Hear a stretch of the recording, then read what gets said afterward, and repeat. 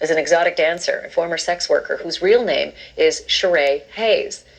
Mr. Hayes told the jury that he got his nickname playing basketball, but his photos, they seem to tell a different story for why he may be using that name today.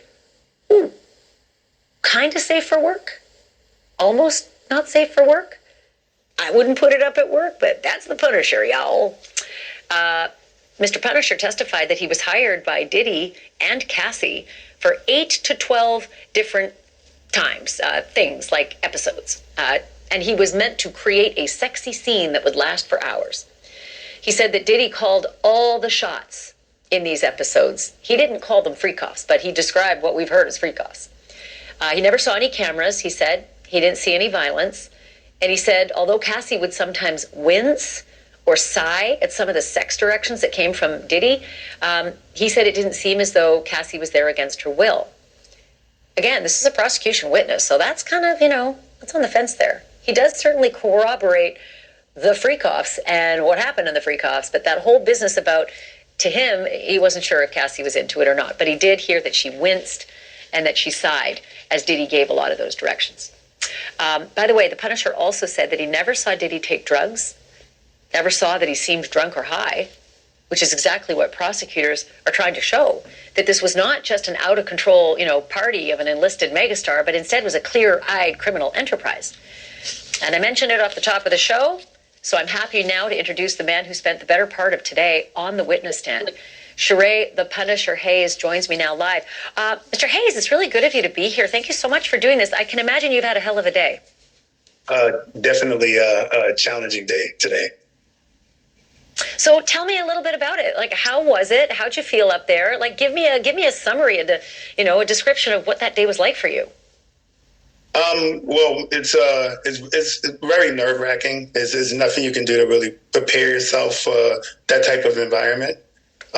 Very tense scenario, very serious atmosphere, and I just kept a mind frame of from the time I've been contacted by investigators. It's just give my version of the truth, what I can remember to the best of my ability, and that's what I tried to do today. I know that you talked about this on the stand, but I want to just sort of flush it out with you a little, because we get court sketches. There's no cameras in court, so it's really good to have you in person. When you say that it was clear that Diddy was directing the sex scenes and the sex acts, because as you described, it started off as just a sexy scene, but it progressed into actual sex over the course of the freak-offs. What kind of direction did you get the sense? Like aggressive, mean, demanding, or just, hey, this is kinky, let's do this? Not even as I described in the text. They were very subtle. Mr. Combs was always basically across the room, and it would be in a low tone, and it would just be suggestive. It was nothing aggressive, nothing that would create some sort of scenario that this was like unnatural between them. Obviously, a sexual scenario with a couple is not the norm, but it's something that I had heard about before, and there's some couples that get into this, and in hindsight, if there were no accusations, I would have saw it as completely natural. Can you repeat that? You would have seen it as what? If there was no accusations, like in hindsight, all this stuff is in hindsight. Like in the moment, I didn't see it as anything but a couple doing something risque, and Cassie as a partner trying to create a fantasy for who I believed was her husband, and for the majority of this. So at one point in your testimony, I think you mentioned, and I was just reading transcript because, of course, there's no cameras, you mentioned that Sean Combs was slightly aggressive in his tone and that Cassie would sigh or wince at some of his direction. Can you explain that a little bit more? Yeah, I understand that you're getting it in parts. It was quite a long testimony.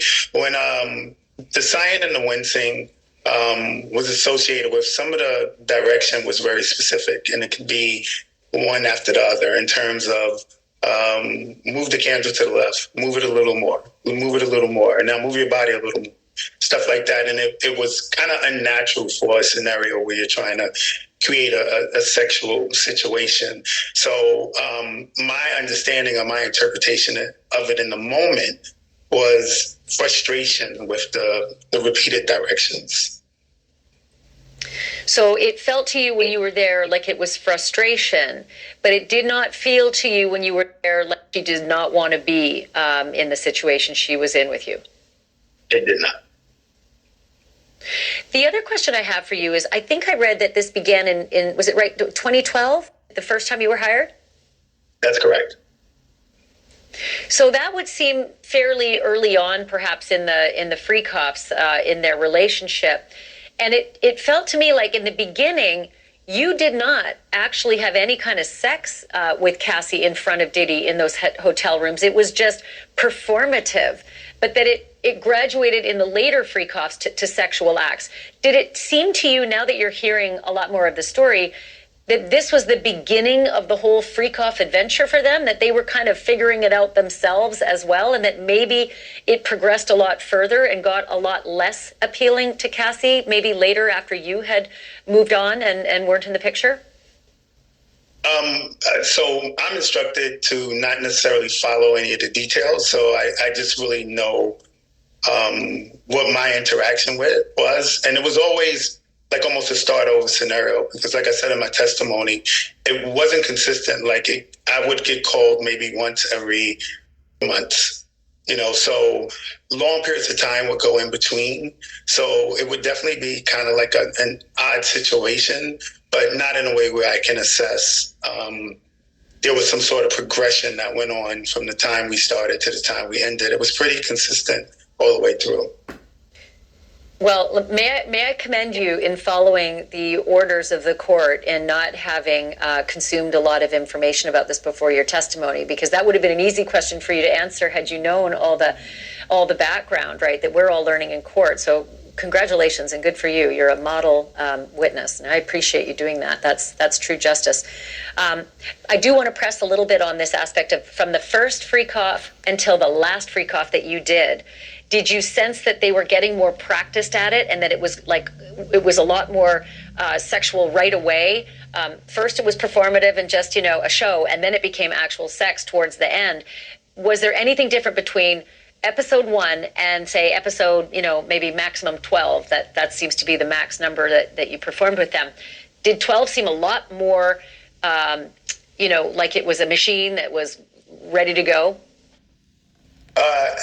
Actually, the opposite. It was very routine, like a very consistent routine. It always started the same, some sort of a scenario where we would be across from each other on couches that were covered with sheets. It always had to start with baby oil, with me rubbing it on myself, her doing the same, escalating to us rubbing each other, and then escalating into small sex acts, leading into actual penetration. Is very methodical and pretty much the same. I can't say there was a different energy from start to finish. It pretty much stayed the course of whatever the criteria was from the first time going forward.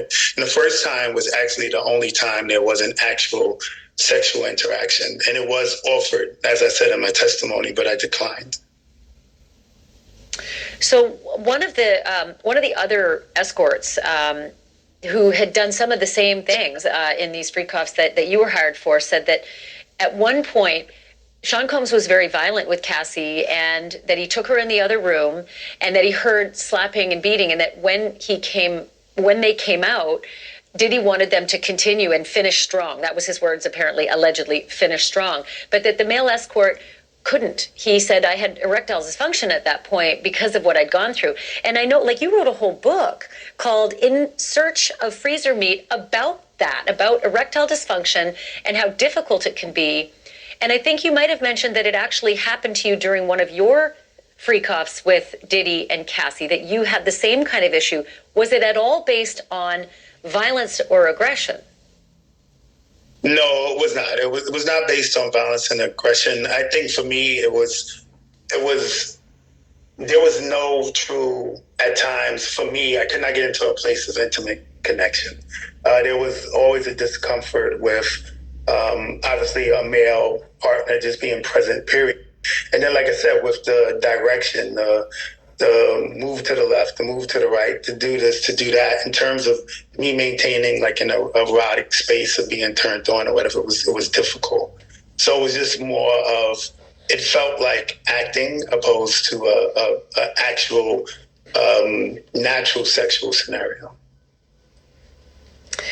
Did you ever know another escort by the name of Jules in LA? The truth of the matter is, I was in a naive state. My very first interaction, I was told it was, she went by Janet. I had no idea who they were. And she introduced herself as Janet and said this was her birthday and this was something special her and her husband was doing. So the majority of the time, actually the entire time, even when I found out who they were initially, I really believed I was the only guy they were involved with. I thought this was some. But had you ever heard of an escort named Jules? I have not. I'm not in the male escort business. I'm actually a stripper that took a proposition, but is not somebody I would commingle with in terms of interactions. And then last quick question, sir. Did the feds offer you immunity at all at any step of the way as they were, prepping you to be a witness for this trial? No, there was no talk of immunity of anything. From what I understood, I was not charged with any crime or there was any issue where I would need immunity in regards to this matter.